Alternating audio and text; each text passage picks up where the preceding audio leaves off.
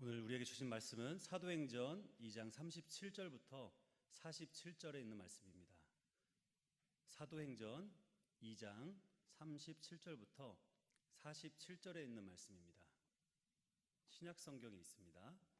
사도행전 2장 37절부터 47절에 있는 말씀입니다.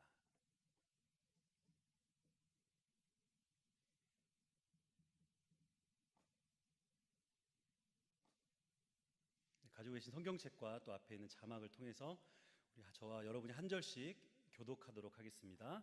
사도행전 2장 37절부터 47절까지의 말씀입니다. 제가부터 읽도록 하겠습니다. 그들이 이 말을 듣고 마음에 찔려 베드로와 다른 사도들에게 물어 이르되 형제들아 우리가 어찌할꼬 하거늘 베드로가 이르되 너희가 회개하여 각각 예수의 이름으로 세례를 받고 죄 사함을 받으라. 그리하면 성령의 선물을 받으리니 이 약속은 너희와 너희 자녀와 모든 먼데 사람 곧 주 우리 하나님이 얼마든지 부르시는 자들에게 하신 것이라 하고 또 여러 말로 확증하며 권하여 이르되 너희가 이 패역한 세대에서 구원을 받으라 하니 이 말을 받은 사람들은 세례를 받음에 그날의 신도의 수가 3,000이나 더하더라. 그들이 사도의 가르침을 받아 서로 교제하고 떡을 떼며 오로지 기도하기를 힘쓰니라.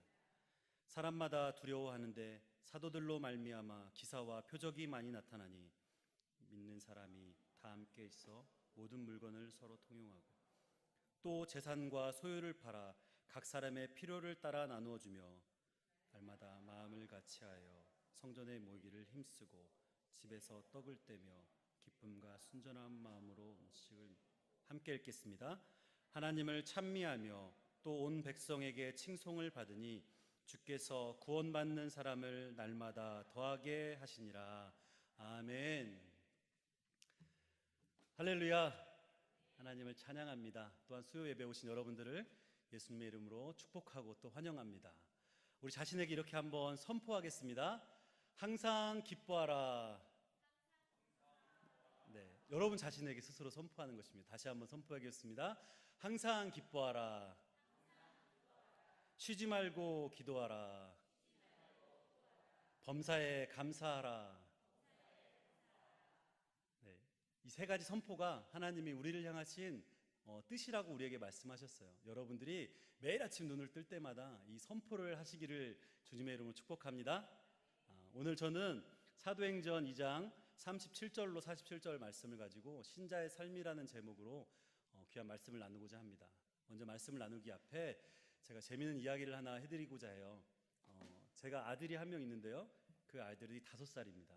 5살 아들이 매일 저녁에 자기 전에 책을 3권씩 의무적으로 저한테 읽어달라고 해요.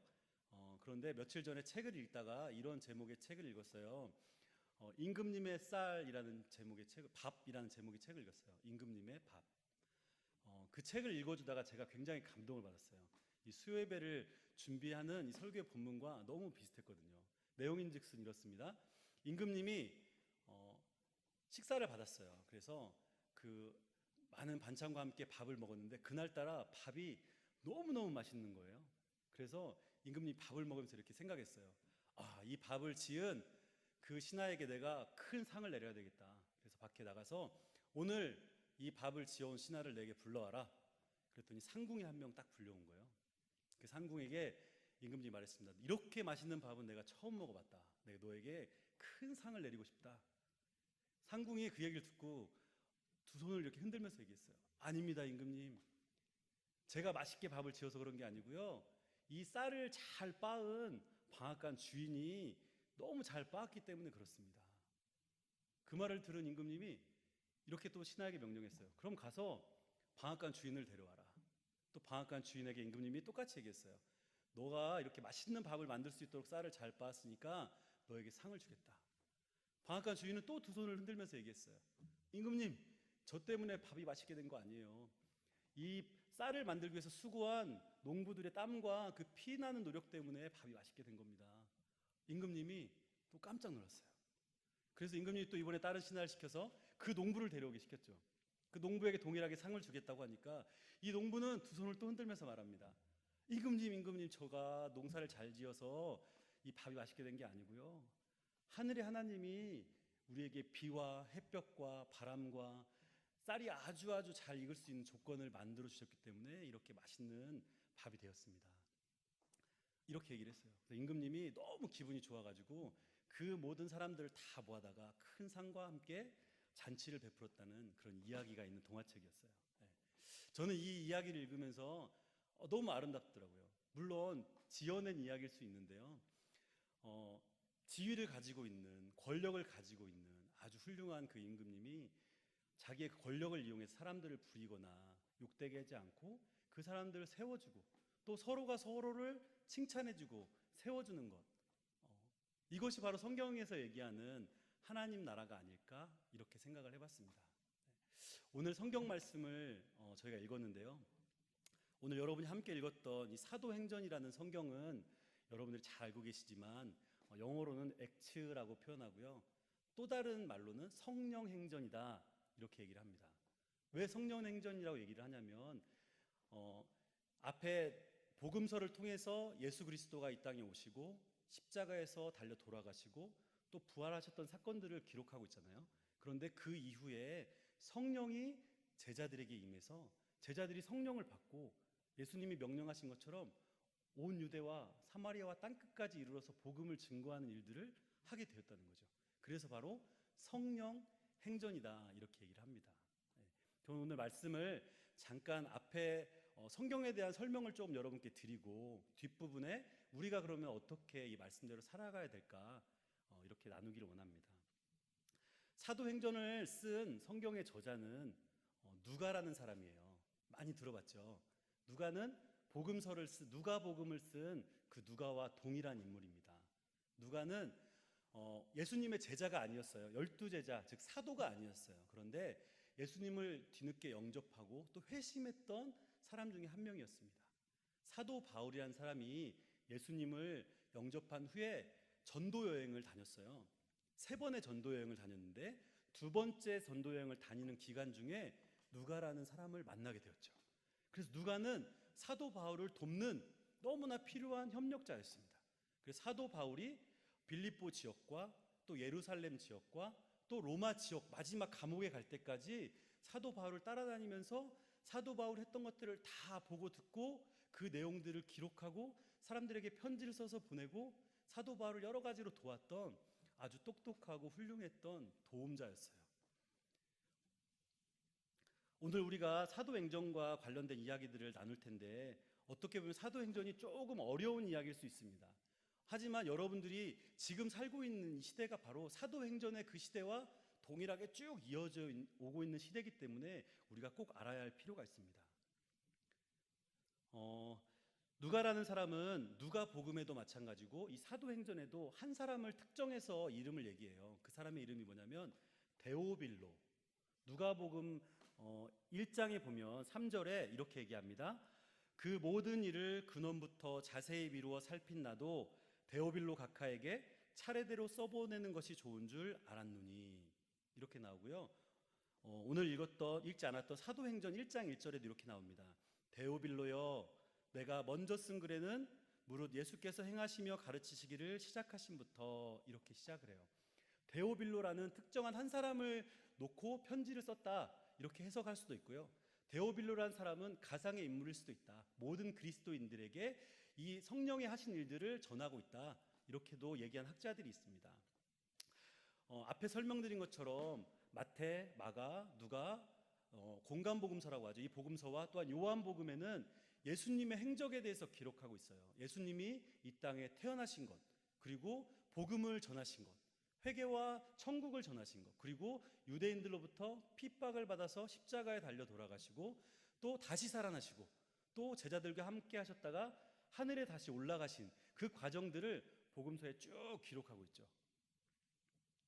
예수님은 마태복음 28장 18절부터 21절 마태복음 마지막 부분에 지상명령이라고 하는 말씀을 이렇게 전하셨어요. 제가 한번 읽어보겠습니다. 예수께서 나와 말씀하여 이르시되 하늘과 땅의 모든 권세를 내게 주었으니 그러므로 너희는 가서 모든 민족을 제자로 삼아 아버지와 아들과 성령의 이름으로 세례를 베풀고 내가 너희에게 분부한 모든 것을 가르쳐 지키게 하라. 볼지어다 내가 세상 끝날까지 너희와 항상 함께 있으리라 하시니라. 아멘. 예수님이 부활하시고 승천하시면서 마지막으로 제자들에게 하셨던 말씀은 뭐였냐면, 이 복음을 들고 땅 끝까지 나아가라. 그래서 이 복음을 세상 사람들에게 전하여라. 이것이 너희들의 마지막 임무이다. 이렇게 얘기를 하셨어요. 또한 누가복음 마지막 장인 24장에서도 제자들에게 이렇게 약속을 하시고 승천을 하십니다. 볼지어다 내가 아버지께 약속한 것을 너희에게 보내리니 너희는 위로부터 능력이 입혀질 때까지 이 성에 머물라 하시니, 또 53절에 늘 성전에서 하나님을 찬송하니라. 이런 말씀이 있습니다. 제자들은 예수님이 승천하시고 난 다음에 어떻게 할지를 몰라서 헤맬 수 있었던 사람들이에요. 그런데 예수님이 그들에게 마지막 지시, 명령을 하셨던 거죠. 어디를 가지 말고 성전에 모여서 힘써서 기도해라. 하늘로부터 무언가가 너희들에게 선물로 내려질 것이다. 예수님은 요한복음에서 보혜사 성령님에 대한 이야기를 많이 하세요. 내가 하늘로 하나님 아버지 앞에 가야 또 다른 보혜사가 이곳에 올 것이다. 보혜사의 뜻은 돕는 분이거든요. 돕는 분, 성령을 얘기합니다. 또 이와 동일한 말씀이 사도행전 1장 4절부터 5절 말씀에 이어집니다. 제가 읽겠습니다. 사도와 함께 모이사 그들에게 분부하여 이르시되 예루살렘을 떠나지 말고 내게서 들은 바 아버지께 약속하신 것을 기다리라. 요한은 물로 세례를 베풀었으나 너희는 몇 날이 못되어 성령으로 세례를 받으리라. 여러분들이 느끼신 것처럼 복음서의 마지막과 사도행전의 처음이 일정 부분 겹치게 돼 있어요. 우리가 영화 같은 용어로 따지면 오버랩이 된다 이렇게 얘기를 하는데, 예수님이 승천하시면서 동일하게 명령을 하셨던 것이 사도행전 초반부에 동일하게 나옵니다. 예수님의 명령대로 예루살렘을 떠나지 않고 그 약속을 기다리던 제자들에게 어떤 사건이 일어났냐? 성령이 강림한 사건이 일어나요. 유대인들의 절기 중에 오순절이라는 절기가 있습니다. 이 오순절날 제자들이 성전에 모여서 문을 걸어 잠그고 기도를 하고 있었어요. 무엇을 기도하고 있겠습니까? 주님이 승천하실 때 약속하신 하늘로부터 그 오는 성령을 우리에게 부어주십시오. 언제일지 모르지만 제자들은 예수님의 약속을 믿고 기도하고 있었어요. 그들은 다락방에 모여서 문을 꼭꼭 걸어 잠그고 기도했습니다. 그 당시의 사회는 예수님을 십자가에 달려 돌아가게 했던 유대인들이 예수님을 믿던 자들을 잡아서 죽였던 시대였어요. 또 로마라는 강대한 나라의 식민지였기 때문에 잘못하다가는 그 제자들도 잡혀서 십자가에 아니면 돌에 아니면 매 맞아서 창에 찔려서 죽게 될 형편이었죠.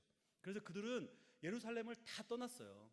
많은 사람들이 예수님을 따라가다가 떠나서 자기들이 살던 고향으로 모두 돌아갔던 거죠. 그런데 예수님을 따라갔던 12사도 그리고 120문도라고 하는 또 다른 예수님의 제자들이 그 다락방에 모여서 뜨겁게 기도하고 있었다는 것이죠. 사도행전 2장 1절부터 4절에 이런 말씀이 나옵니다. 오순절 날이 이름에 그들이 다 같이 한 곳에 모였더니 호련히 하늘로부터 급하고 강한 바람 같은 소리가 있어 그들이 앉은 온 집에 가득하며 마치 불의 혀처럼 갈라지는 것들이 그들에게 보여 각 사람 위에 하나씩 임하였더니 그들이 다 성령의 충만함을 받고 성령이 말하게 하심을 따라 다른 언어로 말하기를 시작하니라. 아멘. 놀라운 일이 생겼던 겁니다.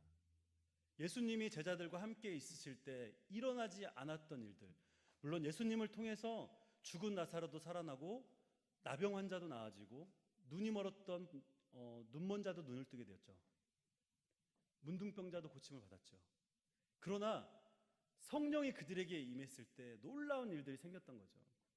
성령이 그들에게 충만하게 임하자 그들이 한 번도 말해보지 않았던 각 나라 사람들의 말로 말을 하기 시작한 거예요.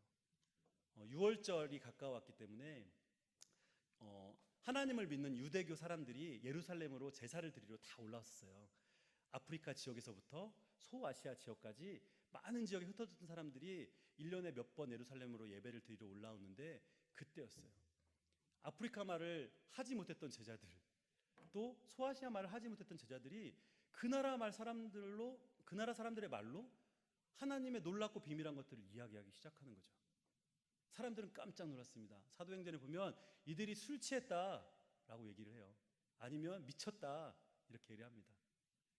오늘 사도행전 저희가 읽었던 2장 37절 이전의 내용이 바로 이러한 내용들을 쭉 서술하고 있어요.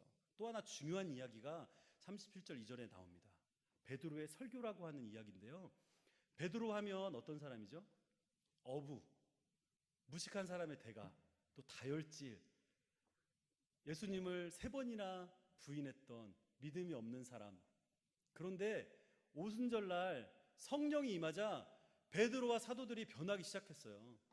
자기가 죽을 수도 있는 환경에도 불구하고 그 예루살렘을 떠나지 않고 성령을 구하며 기도했고, 성령을 받은 베드로가 또한 12사도가 큰 소리로 설교를 하기 시작합니다. 베드로의 설교를 제가 요약하면 이런 내용이에요. 구약에 선지자들이 있었다. 많은 선지자들이 한 사람에 대해서 증거했다. 그분이 바로 메시아인데 그 메시아가 바로 우리가 만났던 예수 그리스도다. 그 예수를 통해서 복음이 전해지고 구원을 받게 되었는데 당신들 유대인들이 예수를 십자가에 못 박았다. 그리고 그분을 죽였다.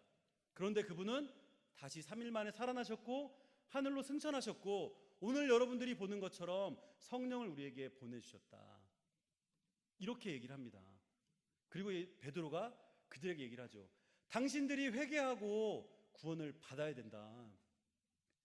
그 설교를 통해서 듣고 있던 유대인들이 깜짝 놀랐어요. 아니 베드로는 원래 무식한 사람인데 어떻게 이 사람이 이렇게 크고 놀랍고 비밀한 일들을 이야기를 할 수 있는 것인가? 사람들은 너무 많이 놀랐습니다. 그래서 그들은 마음속에 찔림을 받았어요.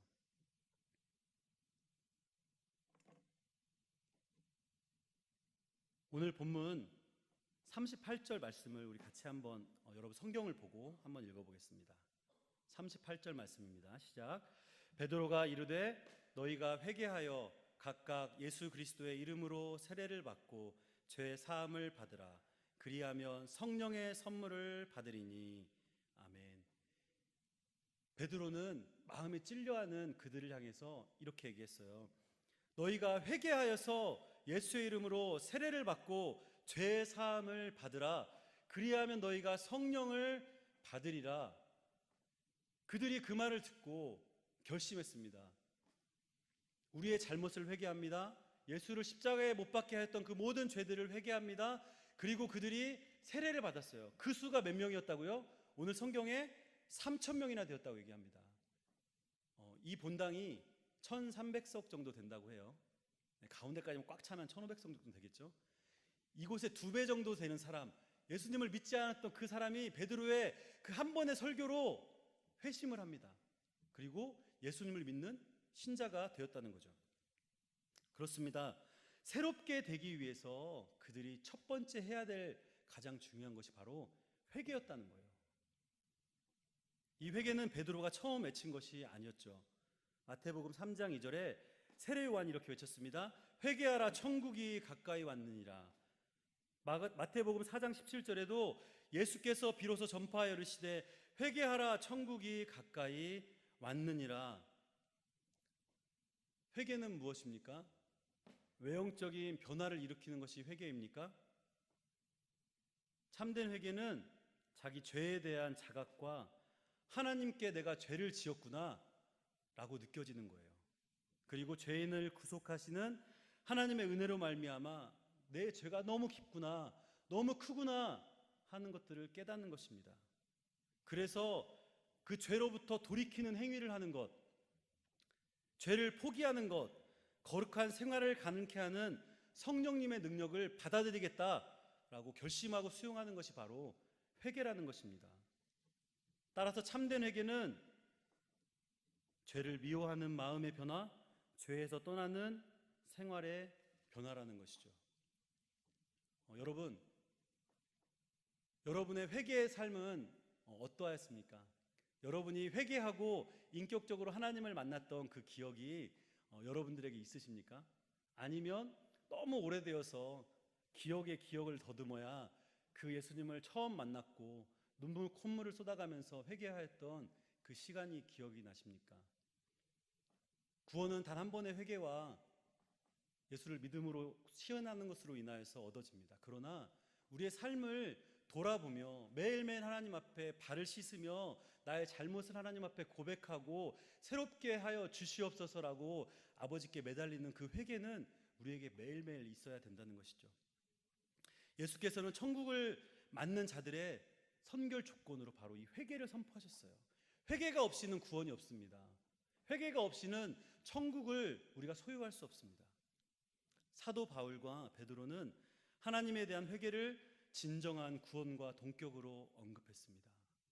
성경에는 회개가 옷을 찢는 어떠한 회개 행위만이 아닌 마음을 찢는 회개라고 강조하고 있어요. 마음을 찢는다는 것이 무엇입니까? 나의 죄를 아파하는 것. 단순히 술을 먹고 담배를 피고 아니면 성적으로 문란하고 이런 것들만 죄로 회개하는 것이 아니고 하나님을 알지 못하고 하나님 알기를 거부하고 하나님을 믿기를 거부하고 하나님이 주시는 그 마음을 거부하고 용서하라고 주시는 그 용서의 마음을 거부하고 나의 의지를 가지고 살아가고자 하는 그 모든 것들을 포기하는 찢는 마음이 바로 진정한 회개라는 것입니다. 이 회개가 우리의 삶에 동일하게 필요합니다. 회개가 없는 새 삶은 있을 수 없습니다. 신자의 삶, 그 첫 번째는 바로 회개라는 것입니다. 구원을 받기 위해서 죄의 고백이 먼저 있었다면 앞에 말씀드린 것처럼 날마다 성경과 성령에 비추어서 우리 삶을 돌이켜야 됩니다. 이런 회개가 있을 때 믿는 자들의 삶에 열매가 맺어지기 시작합니다. 오늘 성경에 보니까 베드로의 설교를 통해서 회개한 사람들이 그 다음에 어떠한 열매를 맺었는지 그 이야기들이 나오고 있습니다. 신도의 수가 3,000이나 되었다고 앞에 저희가 말씀을 드렸는데요. 요즘 이야기로 얘기하면 3,000명이나 되는 사람이 한 번에 회개를 받고 나서 그 다음에 어떤 일들이 있었냐면 양육을 받기 시작했어요. 양육. 이 교회에 처음 성도님들이 오셔서 말씀과 또 여러 가지를 통해서 또 주님을 믿기로 결심하면 그분이 참된 신자가 되기 위해서 양육을 받습니다. 예수님이 누구신가? 우리가 가야 될 천국이 어디인가? 우리가 어떻게 살아가야 되는가? 이런 과정들을 쭉 우리 목회자들을 통해서 구역장님을 통해서 교육을 받아요. 그게 바로 양육이거든요. 똑같이 유대교를 믿었던 사람들이 3,000명이 회개하고 나서 제자들을 통해서 양육을 받기 시작했어요. 42절 말씀에 이렇게 나옵니다. 그들이 사도의 가르침을 받아 서로 교제하고 떡을 떼며 오로지 기도하기를 힘쓰니라. 양육을 받는 그들이 어떤 행위를 했냐면 서로 교제했어요. 교제라는 것은 모여서 자신들의 형편을 서로 이야기하고 나누고 격려하고 손 붙잡고 같이 울어주고 웃어주고 그것들을 말합니다. 또한 떡을 떼었다. 가난하고 배고픈 사람과 부유한 사람들이 같이 살았어요. 부유한 사람들이 있는 것을 나눠서 가난하고 부족한 사람들에게 나눴습니다. 모여서 식사를 하면서 애찬을 하면서 교제를 했다는 것이죠. 그리고 또한 모여서 간절하게 기도했습니다. 무엇을 기도했냐? 주님, 그 성령을 우리에게 부어주십시오. 그래야 해서 우리 삶이 변화되기를 원합니다. 그들은 교제와 사도들을 통해서 기도 가운데 또한 많은 표적과 기사들이 나타났어요. 초대교회에는 예수님이 살아계셨을 때도 마찬가지였지만 예수님이 승천하시고 성령이 부어진 이후에 너무나 많은 표적과 기사가 일어났습니다. 사도 바울이 손수건을 갖고 다니는데 그 손수건을 만지기만 하면 병든 것들이 나았대요. 베드로의 그림자만 밟아도 병든 사람들이 나았대요. 성경에 보면 사도행전에 또 그 이후의 서신서들에 죽었다가 살아난 사람들에 대한 이야기들이 막 나옵니다. 믿으십니까? 성령이 역사하시면 죽은 자도 살릴 수 있는 역사가 믿는 자들의 공동체에 있다는 거예요.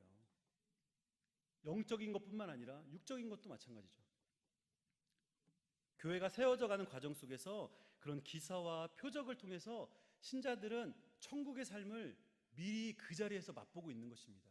표적과 기사가 있어서 교회가 세워지는 게 아니에요. 교회가 있기 때문에 표적과 기사가 나타나는 것입니다. 또한 믿지 않는 자들이 표적과 기사를 보고 하나님이 살아계시구나, 우리가 천국에 가면 이 놀라운 것들을 매일매일 경험할 수 있구나 라고 그들이 경험하게 된다는 거죠.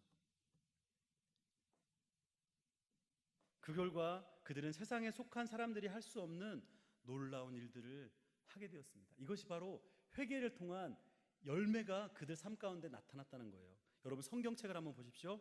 44절부터 47절 말씀에 우리 같이 한 목소리로 읽기를 원합니다. 44절부터 47절 말씀입니다. 시작. 믿는 사람이 다 함께 있어 모든 물건을 서로 통용하고 또 재산과 소유를 팔아 각 사람의 필요를 따라 나눠주며 날마다 마음을 같이하여 성전에 모이기를 힘쓰고 집에서 떡을 떼며 기쁨과 순전한 마음으로 음식을 먹고 하나님을 찬미하며 또 온 백성에게 칭송을 받으니 주께서 구원받는 사람들을 날마다 더하게 하시니라. 아멘. 여러분, 오늘 저희가 읽은 이 마지막 본문이 이 위례 성복교회 머지않아, 아니 지금 여러분을 통해서 이 순간부터 이루어질 것을 선포합니다. 여러분이 바로 그러한 삶을 감당하게 되실 것입니다. 회개하고 성령을 받은 자들이 어떠한 열매를 맺느냐? 오늘 성경은 이렇게 얘기합니다. 서로의 필요에 따라서 나누어 주기를 즐겨하였다. 마음을 같이하고 성전에 모이기를 힘썼다. 성전에서 하나님을 찬미하였다. 놀라운 일이 아닙니까? 여러분, 세상 사람들은 돈을 벌고 모으는 이유가 여러 가지가 있겠지만 물론 남들을 돕는 사람도 있어요. 그런데 대부분 나의 입신양명을 위해서, 나의 가족의 평안을 위해서, 어떠한 권력을 얻기 위해서, 좋은 차, 좋은 집을 갖기 위해서 돈을 벌고 열심히 일을 합니다. 물론 크리스찬들도 열심히 일을 해야 되죠. 돈을 많이 벌어야 됩니다. 그러나 그 쓰임새는 다르다는 것입니다. 하나님이 위례 성복교회에 담임 목사님을 통해서 놀랍도록 큰 축복을 부어주셨어요. 그래서 이 교회가 세워졌잖아요.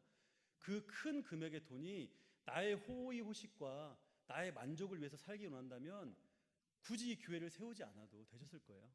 그냥 날마다 골프하고 해외여행 다니고 즐기면서 살기에도 부족함이 없어질 것입니다. 그러나 믿는 사람, 회개하고 성령을 받은 신자의 삶은 무엇이냐? 나의 것이 내 것이 아니라 나누는 삶을 갖겠다. 그런 결심을 하는 것이 바로 신자의 삶이라는 거예요. 여러분이 가지고 있는 돈을 하나님이 다 내놔라, 그래서 가난한 사람에게 다 주어라, 이렇게 얘기하시는 게 아니에요. 하나님은 여러분이 하실 수 있는 그 그릇의 크기만큼 여러분이 하실 거라고 이미 알고 계세요. 어떤 분은 큰 그릇이기 때문에 크게 하실 것입니다. 하지만 아직은 그릇의 모양이 작기 때문에 작은 것을 할 수 있어요.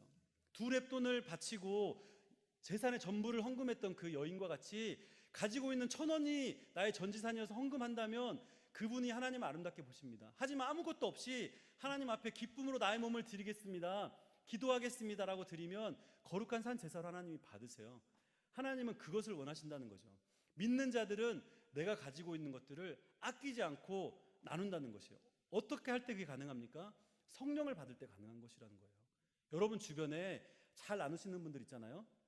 김치를 나누고 또 집에 초대해서 밥을 나누고, 대부분 보면 어떻게 보면 신앙이 성경을 많이 알거나 신학적으로 뛰어나거나 이런 분이 아닐 수 있어요. 좀 무식하고 잘 몰라도 같이 무언가 하나님이 주시는 마음에 저 사람과 같이 교제하고 저 사람에게 내가 뭔가 베풀고 나눌 때 내 안에 참 기쁨이 있다, 이런 사람이 바로 성령을 받은 사람이에요. 돈이 많아서 나한테 10만 원을 주고 100만 원을 주는 사람, 물론 성령의 역사에 따라서 그럴 수도 있어요. 그렇지만 참된 신자의 모습은 내가 가지고 있는 것들을 기쁨으로 나눠주는 삶이에요. 오늘 초대교회의 신자들이 바로 그러한 삶을 살았다는 것이죠. 가지고 있는 것들을 함께 모여서 서로 통용하며 자신의 재산과 소유를 팔아서 그들의 필요에 따라서 나누어 주었습니다. 오늘 이곳에 참석하신 우리 성도님들, 여러분이 가진 것들을 마음껏 나누는 풍성한 삶이 되시기를 주님의 이름으로 축복합니다. 하나님이 그럴 때 여러분들에게 더 많이 부어주실 거예요. 또한 날마다 마음을 같이해서 성전에 모이기를 힘썼습니다. 세상에 보면 여러 가지 NGO 단체들을 통해서 구제하는 사람들이 굉장히 많아요. 그 중에는 크리스찬이 아니고 그냥 불을 쌓았는데 그 불을 누군가가 뭔가 베풀고 살도록 내 마음을 움직이게 하는 무언가를 느껴서 베푸는 사람이 있습니다. 우리는 세계의 큰 부자 중에 한 명이 페이스북이라는 그 SNS를 창업한 마크 주커버거라는 젊은 친구가 있어요. 30대인데요. 우리나라 재벌을 다 합쳐도 그 사람의 재산 몇천 조를 따라갈 수가 없어요. 앞으로 더 많이 생길 거예요. 그런데 그분은 부인과 함께 티 하나에 똑같은 회색 티만 집에 가득 차 있어요. 똑같은 반바지만 가득 차 있어요. 어떤 삶을 사냐면 아프리카의 가난한 사람들에게 베푸는 삶을 삽니다. 전기, 공부, 학교, 물, 의료, 그 많은 돈을 소유해봤잖아요. 이 돈의 의미가 무엇인지를 알아요. 많으면 더 이상 그 돈이 많음과 적음의 숫자를 초월합니다. 그래서 그분의 마음은 나누며 사는 거예요. 그분이 크리스찬이 아닌 걸로 제가 알아요. 하나님을 바라보고 일반 은총이라고 어렵게 얘기하는데 해가 뜨고 비가 오고 새가 울고 꽃이 피는 놀라운 하나님이 하신 일들을 믿지 않는 이들도 바라보고 하나님이 계시구나, 놀라운 어떤 분이 계시구나라는 걸 알아요. 그 마음에 그들이 베풀며 삽니다. 그런데 반대로 크리스찬이라는 명목하에 많은 재산을 가지고 있지만 베풀지 않는 사람들도 있어요. 하나님이 바라보셨을 때 물론 구원은 믿는 자에게 있는 것이지만 어떤 이들에게 하나님이 큰 상급과 또 예쁨을 주시겠습니까? 우리에게는 먼저 믿는 큰 믿음이 필요합니다. 그러나 초대교회 성도들과 같이 그 믿음을 나누고 쓸 것들을 나누어서 필요한 이들을 세워주는 것들이 필요하다는 것이죠. 또한 마지막으로 그들은 하나님을 찬미하면서 온 백성에게 칭송을 받았다 얘기합니다. 위례 성복교회가 이런 교회가 되었으면 좋겠어요. 하나님을 사랑하는 사람들이 이곳에 가득 모여서 하나님을 찬미하고 찬양하고 우리가 각자 처한 곳으로 나아가서 어려운 사람을 돕고 아픈 이들을 일으켜 세우고 교회로 나오게 하고 그들과 함께 울고 그들과 함께 웃는, 그래서 사람들이 위례 성복교회와 위례 성복교회 성도들을 바라보고 하나님을 칭찬하고 높여드리는 그런 교회와 성도들이 되었으면 좋겠습니다. 하나님이 반드시 그렇게 하실 것을 주님의 이름으로 선포합니다. 여러분을 통해서 하실 거예요. 또 저희 교역자를 통해서 하나님이 그렇게 하시기를 원하십니다. 초대교회의 이 아름다운 모습이 오늘 우리 교회들이 회복해야 될 모습입니다. 많은 교회들이 있습니다. 교회가 없어서 이곳에 교회가 세워진 것이 아니라고 생각해요. 초대교회의 모습을 회복해야 되는 교회, 이 교회가 담임 목사님이 비전을 선포한 것처럼 많은 것들을 무료로 합니다. 돈이 많이 들 거예요. 분명히 담임 목사님이 돈이 솟아나가지고 이런 사업을, 아름다운 사업을 하시는 게 아니라고 들었어요. 하나님이 주시는 그 한 영을 향한 갈급한 마음 때문에 이걸 통해서라도 그들이 이곳을 밟게 되고 예수 그리스도를 주로 영접하게 되기를 원하는 갈급한 마음 때문에 모든 것을 무료로 다 합니다. 무료 수영, 노인회관, 대학, 주부대학, 아이들, 방과후, 과외, 무료 카페, 더 많은 것들을 무료로 합니다. 왜 무료로 합니까? 돈을 받고 해도 사람들이 올 수도 있는데. 그 이유는 한 가지라고 생각해요. 복음이 무료이기 때문에.